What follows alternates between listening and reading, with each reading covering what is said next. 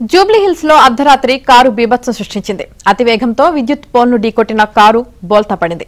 ప్రమాదంతో కారులోని driving సీట్లో ఉన్న యువతి ఇరుక్కుపోయింది.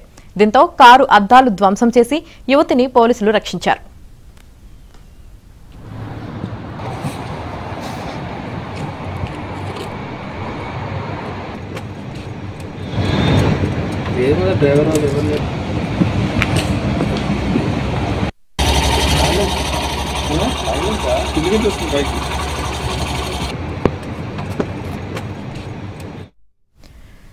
జూబ్లీహిల్స్ లో అర్ధరాత్రి కారు బీభత్సం సృష్టించింది. అతివేగంతో విద్యుత్ పోల్ను ఢీకొట్టిన కారు బోల్తా పడింది.